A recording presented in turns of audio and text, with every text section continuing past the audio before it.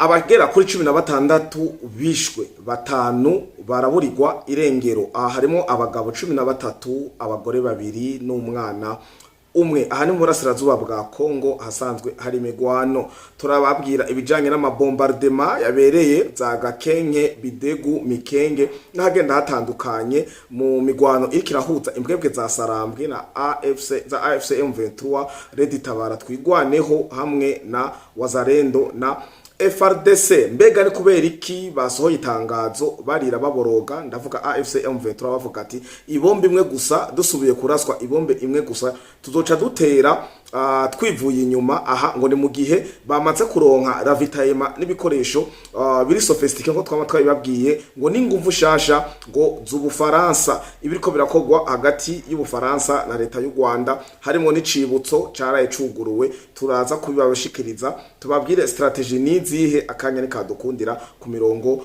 y'urugamba kugira tubandanye 5 kuri 5. Hari caraye ciswe ville morte, buca abantu bari ukuri kwamwe mu mabarabara, amashopu yuguruye n'ibindi bigenda bitandukanye. Ariko icakozwe n'abaopoza ba Martin Fayulu n'ababayoboka bamwe bagiye barakamera mu bucagucagu, ahandi naho bafata ama image y'amashopu yugaye bacugara, baca baravuga ati ngo hango ni 5h du matin vers 6h du matin ngo nta muntu numwe arugurura. Ariko ivyagiye biragaragara muri Kongo nuko icaciswe ville morte cabaye ville immortelle.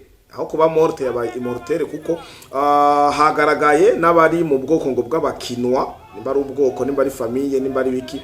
Abakinwa rero bagaragaye mu ibarabara n'amabanderole benshi cyane mbere gusumba n'ivyo bari biteze nka ville morte. Bo bagaragaye bavuga ati oui au changement de la constitution. Murumva ko imikino canke ama strategie hariya muri Kongo aguma ari menshi cyane gose. Amakuru ni menshi cyane, turababwira ku bijanye ni hagarikwa canke n'ifatigwa ry'amatungo, gufatigwa ibihano kwaba koroneri umwe wo muri FDLR n'uyundi wo muri AFC M23. Turaza turabira igituma umukoroneri wo muri FDLR yafatiwe ibihano hamwe na leta zunze ubumwe za Amerika. Akane kadukundiye amakuru ni menshi. Ubufaransa n'u Rwanda basinya amasezerano, hari umugabo yankiwe n'inama nshinga amateka ya Uganda. Ni byinshi cyane ariko akane kadukundiye turabigaruka ko neza na neza mwido nido inyuma ya kano karuhuko.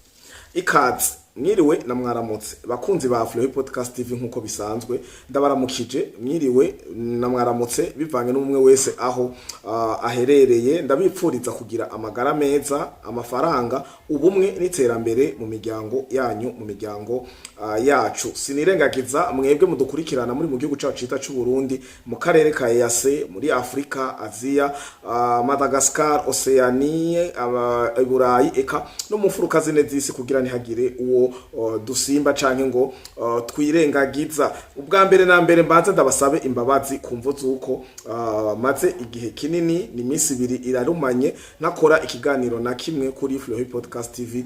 Imvo nari nayivuze mu kiganiro nakoze kuri Ingoma Magazine, n'ubu ngira muravyumva ijwi ntirirasubira kumera nk'ubwa mbere, nari maze iminsi ntorohewe. Rero uno musi nagarutse ndavuga ati no imisi baye myinshi, inkumbu, akanya, makuru, ubusesanguzi ni vyinshi, reka natse kamera inze. Uko biri kose baranzi baramenyereye, nibumva ijwi ritameze neza baramenya uriya muntu ibintu ntibimeze neza. Ariko ndashima nuko ubu bimeze kuko ndibaza ko uko biri kose mu nyumva rishoye kuba ritari une voix douce, ikashoye kuba ari une voix rock canke ari jazz canke ari blues, murabifata uko muvyumva. Ariko uko biri nuko hari amabombardement yagaragaye kuva itariki imwe kuva itariki imwe hari ku munsi wa mbere, itariki zibiri ku munsi wa kabiri, itariki zitatu buca arituza kuri no tariki zitatu z'uno munsi ukwezi kwa gatandatu umwaka wa 2026 nuko amabombardement yagisibije ahitwa Mikenge, Bidegu na Gakenge. Ibi rero bikaba byatumye Kanyuka Lawrence asanzwe ari porte parole agakordona n'ibijanye n'itumatumanako hariya muri AFC M23 yandika communique zirenga zitatu. Urubuga rwa AFC rwa Corneille Nanga nabwo nyene rwanditse. Ikiyo banditse kenshi nama nababwiye mumenye ko ibombe riba ryafashe kabisa, target riba ryafashe cible. Aya mabombardement rero yaramaze imisi ariko araba Gakenge, Bidegu na Mikenke yaturiye amastoke kuko aba imbere uko batera barabanza bakegeranya aya mastoke yabo nabo nagomba ndavuye ko FRDC canke leta ya Kinshasa ya Tshisekedi imaze kuba ifise ikintu citwa amadrone ngo amara umwanya munini mu kirere. Barafise drone ishoye kumara 48 heures. Mbere ndamaze kumva ko ni drone ishoye kumara 3 jours iri mu kirere iraho ifotora yespiona isubira. Rero ibi nivyo bibababatsa. Baragenda bakarunda bakavuga ati buca twataka, uwo munsi buca bataka nabo bagaca batamwo ibisasu, amastock, amadepo akahapfira. Ahari ivyo bigwanisho murumva ko hategezwa kuba hariho imbwebwe za sarambwe nyinshi cyane, batwigwaneho Leta itabara n'abandi bagenda batandukanye, murumva ko bahatikirira. Rero barahatikiriye nico bituma mwabonye drone nako mwabonye communique ya Lawrence Kanyuka eka na AFC M23 barira batakamba ko bamerewe nabi ngo kandi ku bombe imwe ngo isubira. Babivuze no munsi twitaki zitatu. Reka turabe kejo atabombe bazaho gaca nko no munsi barara bariye mwijoro gushika ku wa gatanu cyo ku wa gatandatu tutoci turaba ko bayaza amasigara cicaro canke bimeze nka ya sake bavuga ngo umuvuduko w'isake ntuyibuza kugira ibintu aho isanzwe yibera. AFC M23 barahe bararengwa ko bazoca bataka. Aha ni nyuma yaho twabahereye amakuru ko Ubufaransa n'abasirikare b'Abafaransa ari bariko barabafasha ku mirongo y'urugamba bishoye kuba bamaze kuronka ivyo bari bipfuza, basubiye kutuza akanwa mu misi yari iheze. Bari muri CCRF turasavye leta Kinshasa ni muyihe pression mudufatira ibihano twenyene nimugira uko nakuriya vyandakutakiye. Ndibaza ko mwavyumva buri munsi, ariko no munsi imvugo bazanye nirangaje igaragaza ko hari uwundi mugabo ari hano inyuma. Hari umuntu akunda kuvuga ati ngo inyuma y'umugabo akomeye haba ari umugore akomeye, ngo inyuma y'umugore akomeye haba ari umugabo akomeye. Rero AFC M23 akakanwa bazindukanye mu makomunike barinda bakagorobana, hari ikintu kiri inyuma bariko barashaka kudugira ko tukiri kuri aya makuru nyene ya Bafaransa na AFC M23 cyangwa Ufaransa n'u Rwanda. Hari amakuru avuga ko ya mapoto atatu hamwe babombarda ku munsi wejo bakarasa ivyo bamwe bemeje karamakambi, ariko abandi bakavuga ati no, iyi ni strategy yakozwe kuko nta bilan, nta makuru, nta muntu numwe yarafise ngo amakuru hariya. Jewe naho narimerewe uko narimerewe, ariko naragerageje gucengetera haracariho hariho flu kuko FRDC Wazalendo nta muntu numwe yigeze agaragaza ko kijya gikorwa ya kirovanditse yacemeye, ahubwo ngo biri mu bikorwa izi mbwebwe za sarambwe ziriko zirakora mu vyo genda birasa mu basivile, birasa ahantu hagenda hatandukanye kugira berekane ko bari menace, ngo nabo ngo baronke ngo iyo droit yo gutera ngo bave muri CCRF. Ariko naganda babwire ko CCRF ntiyigeze haba kuko izi mbwebwe za sarambwe zishaka ahantu ziratera zikahaja, Wazalendo ishaka ahantu iratera ikahaja. Wazalendo noneho nta tegeko na rimwe riri mu biyago haba Doha haba Suisse n'ahandi hagenda hatandukanye ribafata. Nico gituma Wazalendo bobo borara bararasa kandi bavuga ati tuzoshika niyo dushika. Mu communique ryawe rero baravuga ko drone zabarashe ngo zarashe Gakenge, Bidegu, Mikenke ngo ari drone zo mu bwoko bwa KT6 K na T agarongo kajyamye hamwe ngo na gatandatu. Uko niko vyifashe ku mirongo y'urugamba aho mu mabombardement. Tuva hariya za Minembwe, Mikenke, Bidegu, Gakenge n'andi hagenda hatandukanye tugaruke aha muri Beni, muri territoire ya Beni. Abasivile bagera kuri 16 barishwe, haba batanu baraburirwa irengero, ariko nagwanda bamenyeshe ko ibi vyakozwe na ba terroriste ba agatire MTM, aba nabo bakaba bitirirwa abanyarwanda, abaganda, aba baraharurwa ngo muri coalition, aba nabo mukaba muzi iyo babaritwa ni muri province ya Ituri, territoire ya Beni. Aha niho byaraye bibereye. Bimeze gute? Biteye agahinda kuko namarira mu miryango. Aba bantu baje ngo mu maekipe atatu, bamwe barazananya hitwa Mbau Centre kuko byabereye ahitwa Beni Mbau, axe ya Beni Mbau hariya mucamo hatahura abahazi cyane. Aha rero muri Mbau Centre ngo niho baje mu mici itatu, bamwe bazananye Mbau Centre, abandi bazanana Ngite Mukida canke Njite Mukida, murabizi ko amazina mu burasirazuba bwa Kongo, muca muvyumva. Ahandi naho ngo bazananya hitwa West ya village ya Mbau. Aba rero barakoza amabi, aho mbere ngo muri quartier Matete bishe abantu indwi, basanze banyanyagije bamwe munsi y'inzu, abandi mu bishimajyango, abandi mu bitoki, ahandi mu mashamba, kugira nubu bavuga ati ko iyi bira tubahaye ya 16 civile bishwe na batanu bari porté disparu, ngo ikiri fata kibanza kuko baravye kungere bagiye barabanyanyagiza ko umwanya n'umwanya wo bugiye kuragira, wo bugiye kwishure, wo bugiye hehe ugacurwa ku wundi yoba yarishwe canke igitigiri c'ababuriwe irengero kikabandanya kigwira. Imatete rero hishwe indwi, hanyuma haturirwa inzu zibiri, aho ni muri quartier Matete gusa, hanyuma baturira n'amamoto atatu. Murabizi ko kenshi nama nababwiye baraturira imiduga, baraturira amaremorke, bobo ofete nta kindi kintu kubijanye n'ibi ngo imiduga n'ibiki n'ibindi baba bagomba. Inzu baratwika, imodoka baraturira, ikintu cyose baraturira, umuntu baraturira, byose barajaniranye. Rero ngo bari baje gukora iki aba mbo izi n'inzu nibi vyabaye nivyo muri quartier Matete, ariko muri rusangi nababwiye ko hapfuye abantu 16.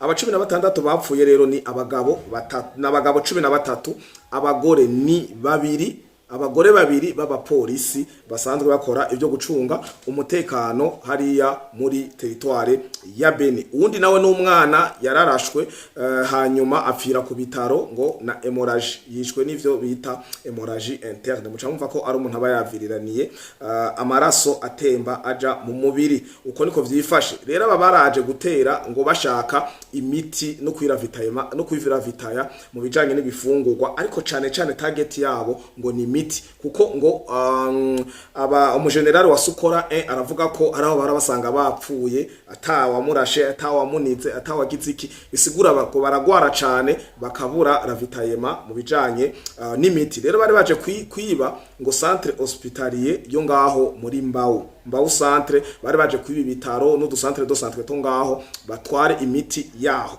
bahura n'umujenerali wa Sukora 1, hanyuma barabatesha. Kandi ngukungene baje umva ko bari bigabuye mu mici itatu, hari ahantu ngo bashikiye abene gihugu barakebwa, bababonye baca barakomunika kuri uyu umujenerali wa Sukora 1, baba barahashitse. Rero mu kugenda babatesheje bagiye barica abene gihugu aho bagiye baraca. Sibishasha twama twabibabwiye uko niko vyifashe aho muri territoire ya Beni. Muca muvyumva ko ibintu bitoroshe. Twababwiye mu ntangamarara icari ciswe ville morte gicika ville immortelle. Martin Fayulu na bagenzi we barahamagariye izina mukongomani wese abumvira, abubaha, adakunda Tshisekedi n'intwaro yiwe ngo bahaguruke bagire ville morte. Ville morte bisigura ko atakazi na kamwe gakogwa, nusohoka no muhira, mwe murarara musumye mukigumira mu nzu, mukamera nka rya dini ntavuze, usanga umunsi wose atakintu cakozwe. Rero hariya vyaranse, ariko ico bakoze hariho uduce tumwe ville morte zabayemo. Utwo duce tumwe rero nitwa ba Katumbi na ba Martin Fayulu n'abandi ngo basanzwe bavamwo iki bafizemwe ama influence. Bivugwa kandi ko ngo bakoresheje n'amafaranga menshi cyane ikinshasa kugira ngo bikunde Kinshasa igire ville morte, ariko birara.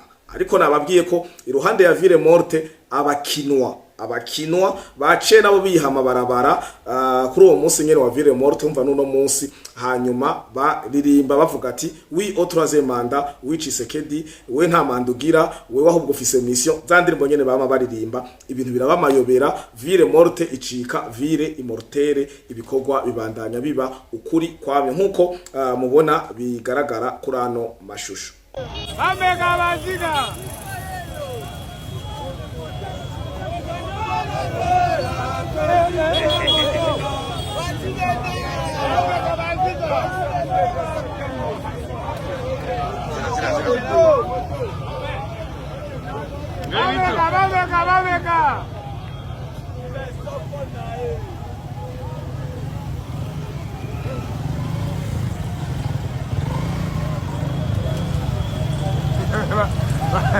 Bapoza nzala wewe baza wapi?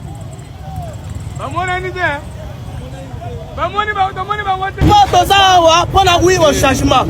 Ah toza la biso pona ke makamba parti za la nzela te. C'est nous le peuple congolais. Toza la nzela tozo tambola oui. Tozo luka batano au changement tomoni bangote.